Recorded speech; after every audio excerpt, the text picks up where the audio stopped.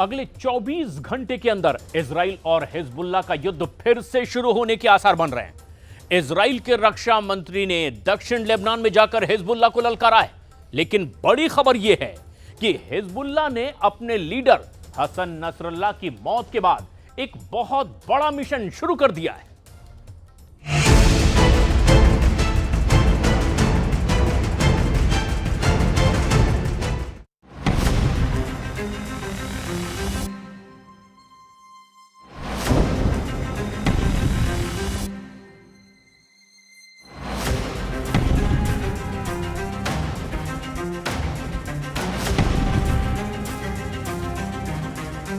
क्या बेरूत फिर फटने वाला है?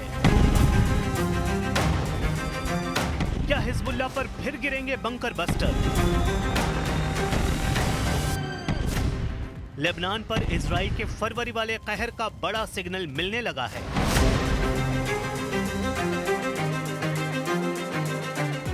और अब शामत आने वाली है हिजबुल्लाह के नए चीफ नईम कासिम की, जिसको खत्म करने की गारंटी इजराइल के रक्षा मंत्री इजराइल काट्ज ने दे दी है।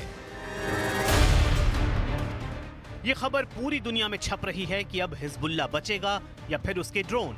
ये वार्निंग देने वाले इजराइल काट्ज ने कसम खाई है। इजराइल काट्ज की इस कसम की चर्चा इजराइल से लेकर पूरी दुनिया की मीडिया में हो रही है।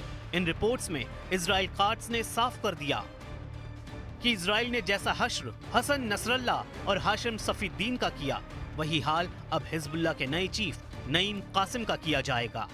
काट्ज इसकी 100% गारंटी दे रहे हैं। אני מציע לממשיך של הממשיך של נסראללה לא לטעות בנחישות של ישראל כפי שעשו קודמיו. פן ישלם מחיר כבד מאוד. लेकिन इससे भी बड़ी खबर हसन नसरल्लाह को लेकर है, जो बड़े युद्ध की डेट फाइनल भी कर सकती है। 27 सितंबर को मारे गए हिजबुल्लाह लीडर हसन नसरल्लाह को दोबारा दफनाया जाएगा। इसके लिए 23 फरवरी की तारीख तय की गई है। हसन नसरल्लाह को बेरूत के पास दफनाया जाएगा, यानी नसरल्लाह की मौत हुई 27 सितंबर को और वो 5 महीने बाद 23 फरवरी को कब्र में जाएगा। अभी तक नसरल्लाह को अस्थायी तौर पर दफनाया गया था, यानी उसकी पक्की कब्र नहीं बनाई गई। 3 दशकों तक हिजबुल्लाह की कमान संभालने वाले हसन नसरल्लाह की मौत ईरान के लिए भी बड़ा झटका थी। जाहिर है कि अब उसके अंतिम संस्कार पर हिजबुल्लाह कुछ बड़ा करना चाहता है। इससे पहले युद्ध के दौरान इजरायली हमलों ने हिजबुल्लाह को परेशान किया हुआ था।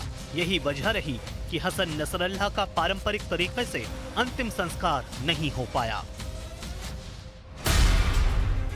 अब मौत के 149 दिनों बाद 23 फरवरी को नसरल्लाह को पक्की कब्र में उतारा जाएगा, यानी अस्थायी कब्र से निकालकर नसरल्लाह को मिलेगी परमानेंट कब्र। यानी हिजबुल्लाह हसन नसरल्लाह का मकबरा बनाना चाहता है, जिससे हिजबुल्लाह के नए लड़ाकों के लिए एक मिसाल भी कायम रहेगी।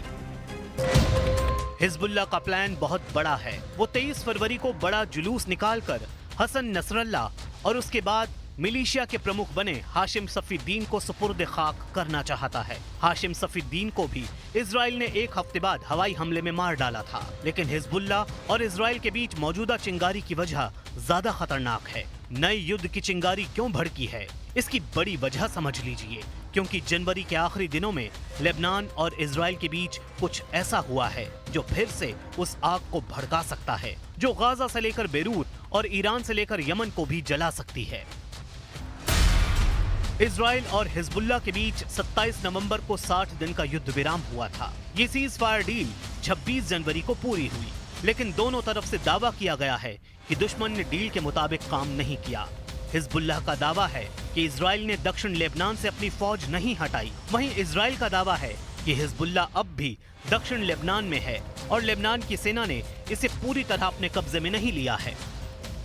इजराइल का दावा है कि हिजबुल्लाह ने वार्निंग के तौर पर 26 जनवरी को उसकी तरफ ड्रोन से हमला किया, जिसे नाकाम कर दिया गया और अब दक्षिण लेबनान में नेतन्याहू के रक्षा मंत्री इजराइल काट्ज ने अचानक दौरा किया और लेबनान की जमीन से हिजबुल्लाह को ललकारा है।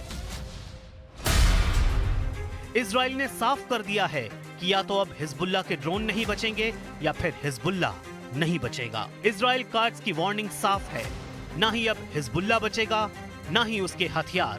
काट्ज कहना चाहते हैं कि इजराइल दोनों को जड़ों से काट डालेगा। בימים האחרונים ראינו ניסיונות לשגר כטב"מים לעבר מדינת ישראל. אני רוצה לשלוח מכאן מסר ברור לחיזבאללה ולממשלת לבנון. ישראל לא תשלים עם שיגור כטב"מים מלבנון. לא נאפשר לחזור למציאות של 7 באוקטובר. נסכל איומים ונגיב במלוא העוצמה. או שלא יהיו כטב"מים או שלא יהיה חיזבאללה. इजराइल कार्ड्स की तरह नईम कासिम के तेवर भी बहुत ज्यादा आक्रामक हैं। दोनों एक दूसरे को मिटाने के लिए पूरी तरह तैयार हैं। 26 जनवरी को जब सीज फायर खत्म होने की तारीख गुजरी तो हिजबुल्लाह ने इजराइल को ड्रोन अटैक वाली वार्निंग दी। ड्रोन अटैक के अगले दिन ही नईम कासिम ने अपने बंकर में वीडियो कैमरा मंगवाया और इजराइल को लाइव टेलीकास्ट करके धमकी दे डाली। क्योंकि लेबनान को अमेरिका की तरफ से बताया गया है कि इजराइल की सेना 28 फरवरी तक उसकी जमीन पर बनी रहेगी। इसके मायने हैं कि इजराइल 60 दिन वाला सीज फायर अब 90 दिनों तक लागू करना चाहता है, जिसके लिए हिजबुल्लाह बिल्कुल राजी नहीं है।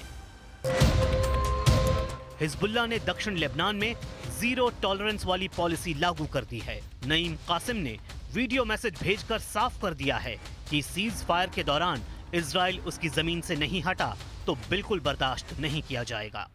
لا نقبل بأي مبرر لتمديد لحظة واحدة ويوم واحد. لا نقبل بتمديد المهلة. وردتنا معلومات بأن الأمريكيين يتصلون بالمسؤولين اللبنانيين، طرحوا عليهم أنه يتمدد الاتفاق إلى 28 إشباط، يعني لا تنسحب إسرائيل إلى 28 إشباط. أجاب المسؤولون اللبنانيون بالرفض.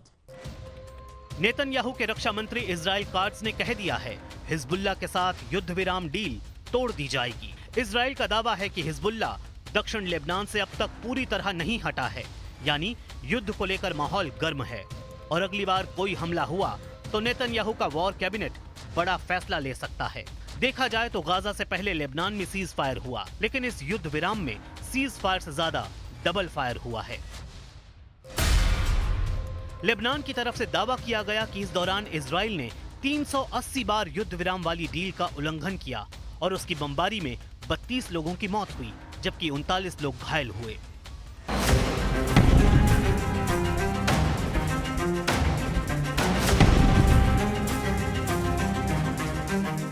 इजराइल और हिजबुल्लाह के बीच 14 महीने तक युद्ध चला है और इस युद्ध में इजराइल ने हमास की पूरी लीडरशिप को खत्म कर दिया। ये बात नईम कासिम को भी अच्छी तरह मालूम है कि अगर सीज फायर पूरी तरह टूट गया तो इजराइल के अगले टारगेट पर अब उसका नंबर होगा।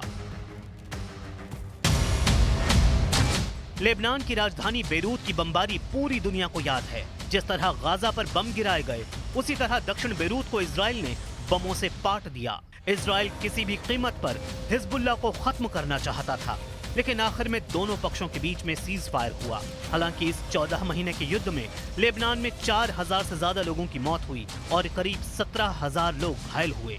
अब एक बार फिर युद्ध के शोले भड़कने लगे हैं।